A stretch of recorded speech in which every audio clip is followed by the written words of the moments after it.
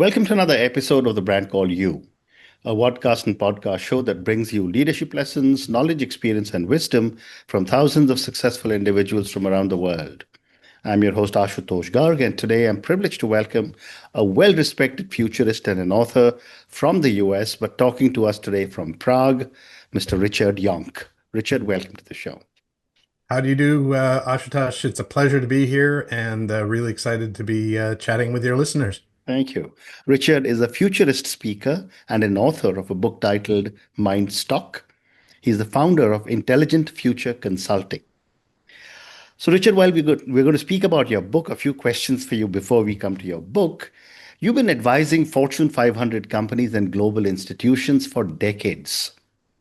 What first sparked your fascination with the future and emerging technologies? Start from the start. That's great. I've been fascinated with technology, the future, how progress occurs ever since I was a young child.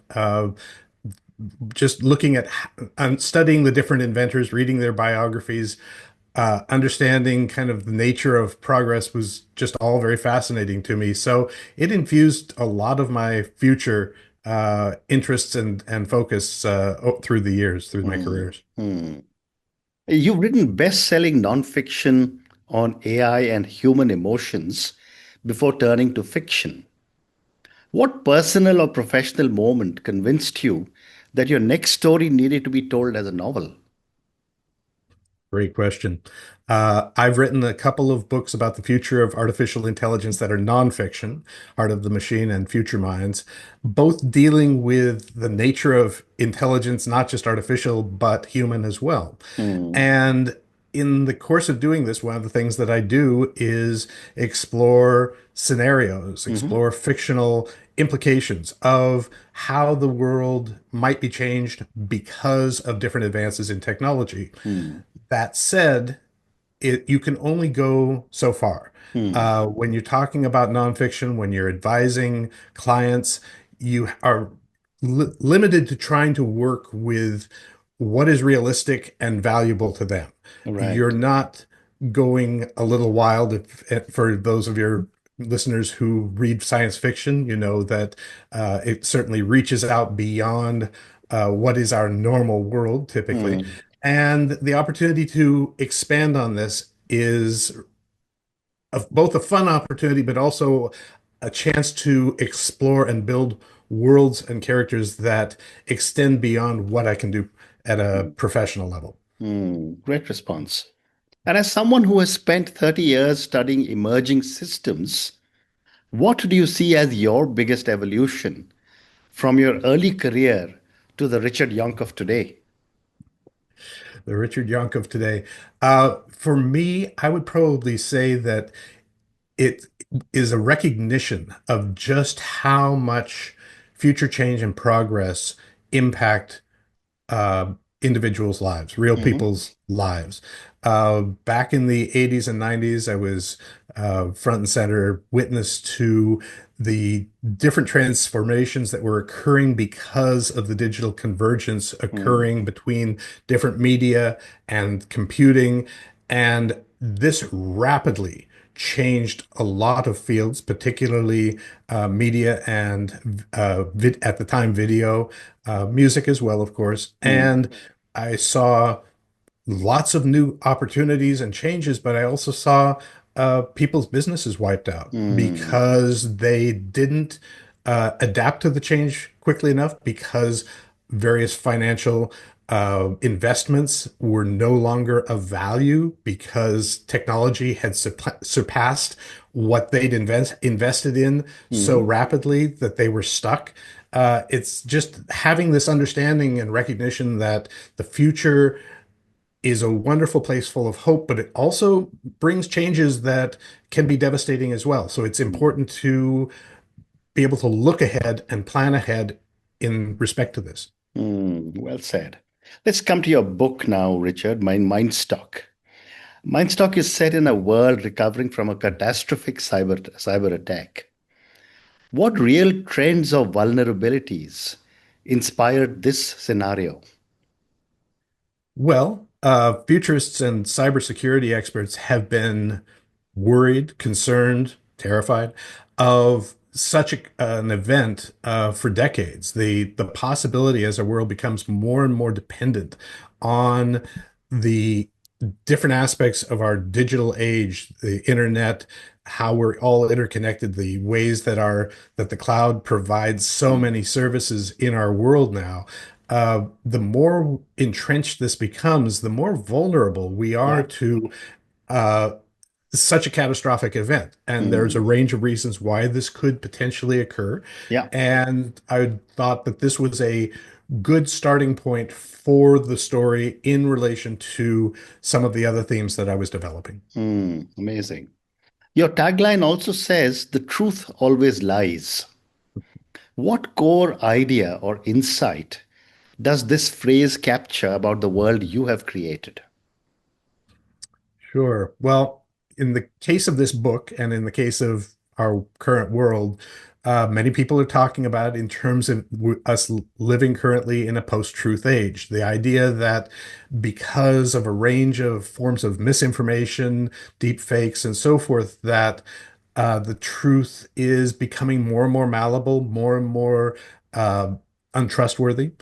And that's one component. But the other side of that is that we've also, in recent decades, come to recognize that in many respects, for certain types of knowledge, Mm. there isn't a hard and fast truth, that it's based on different particulars, different perspectives for different people, different cultures, different backgrounds. Mm. And to just simply say that everyone has the same reality or truth around certain things. Certainly Mm. there's objective truth, Mm. but there Mm. are certain things that are a little more malleable or a little bit more indeterminate than I think some people might think.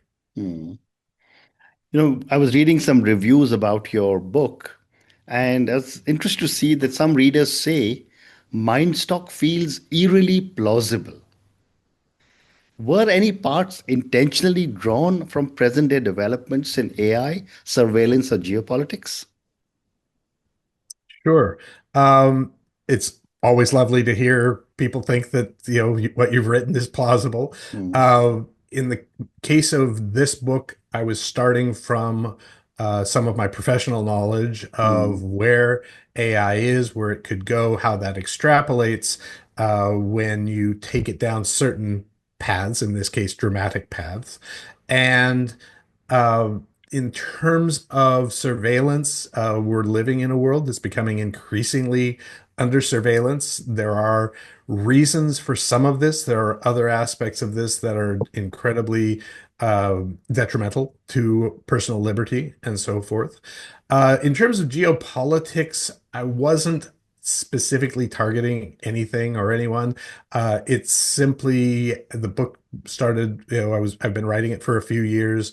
It began, I wasn't thinking of anyone in particular, but I think in the case of this book, some people have thought, oh, maybe he was writing about this person or that person, but that's Mm. not the case. Mm. Very interesting.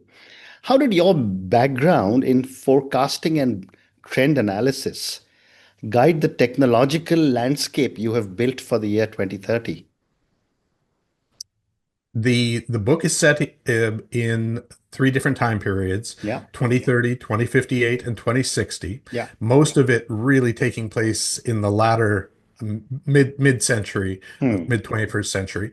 And in terms of how that affects how the development of that world, I think what I've tried to do is recognize that while new technologies come into place, that there's also a lot of our world that stays the same. If we look throughout the years, throughout the decades, throughout the centuries, our cities, for instance, are built up incrementally. We accrue different things. We have buildings that are from 18th, 19th, 20th centuries. Even now, though we're living in the 21st century, we don't simply tear out our infrastructure. Hmm. Different aspects of when a city is first built really lays out its design and its realities based on where was the technology at the time. Yeah, yeah.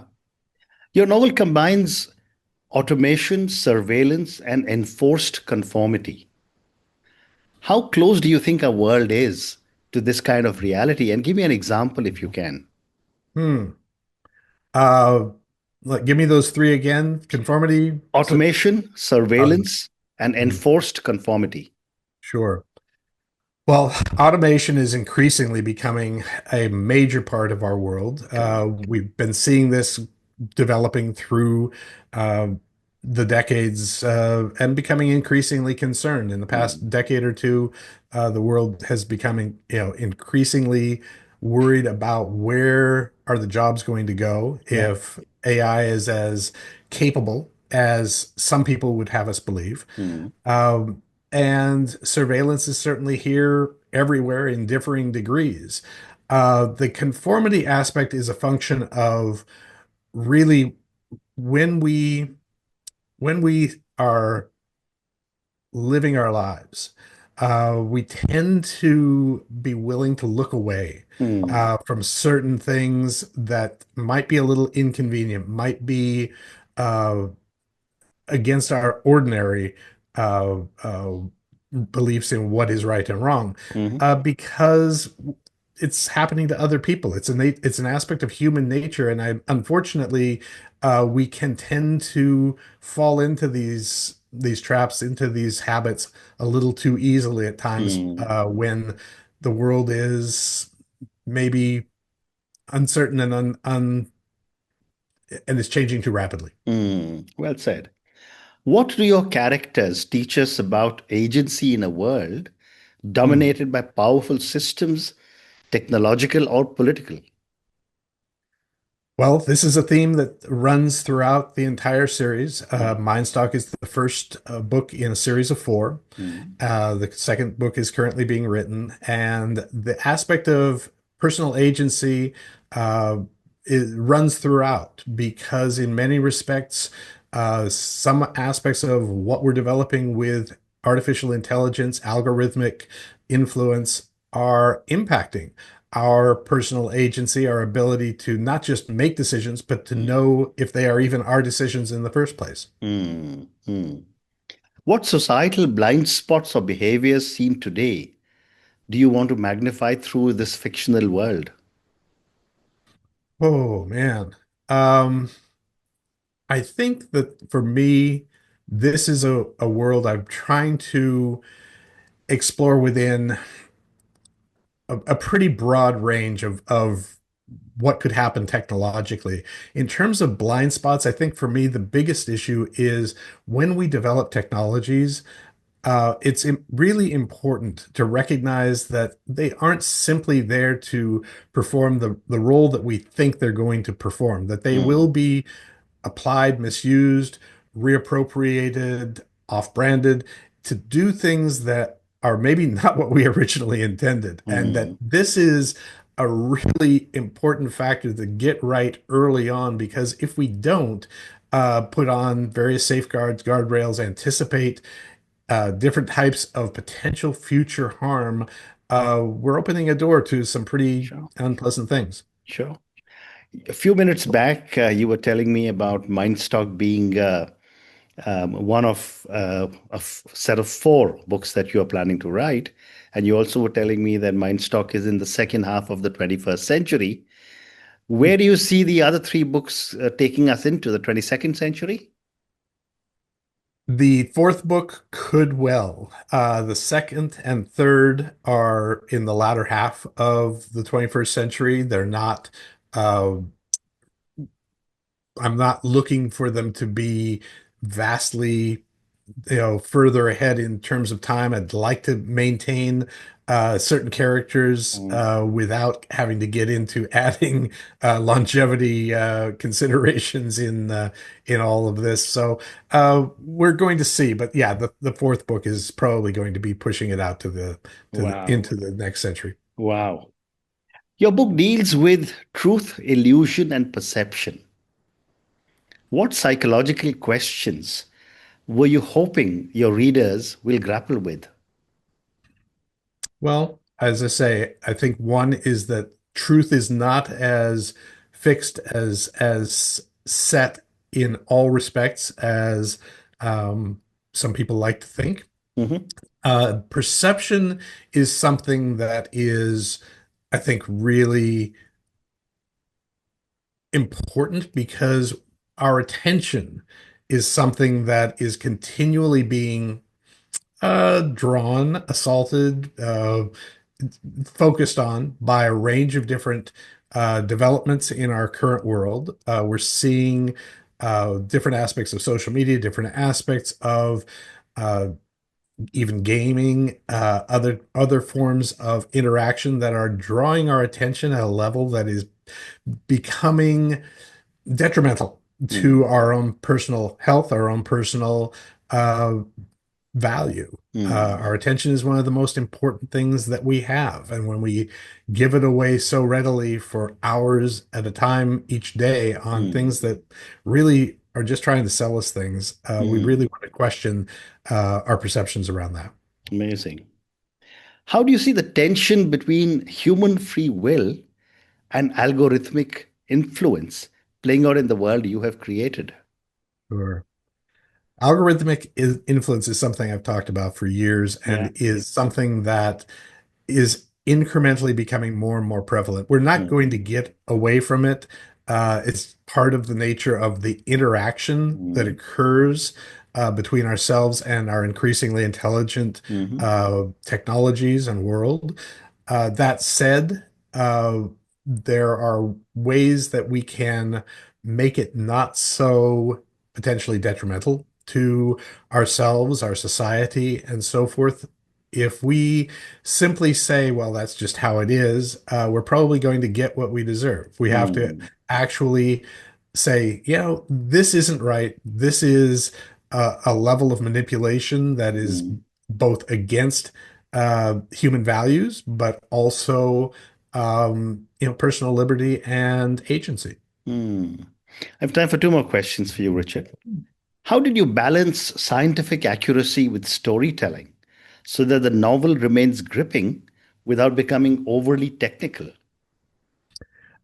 Thanks. That's a great question because really it's an ongoing process. I've written nonfiction for many, many years, Mm, and so getting information right, getting knowledge right, working within the realms of plausibility is important to me. mhm, But I also recognize that when you're writing fiction, your first responsibility to the reader mm, is to make it engaging, to have it remain not only uh, dramatic and draw them in, but remain plausible at a level that doesn't dispel or break that moment of illusion, that continuum that you need in mm, order for people to delve into a fiction and mm, entertain that world in their minds as something that's actually taking place. mm.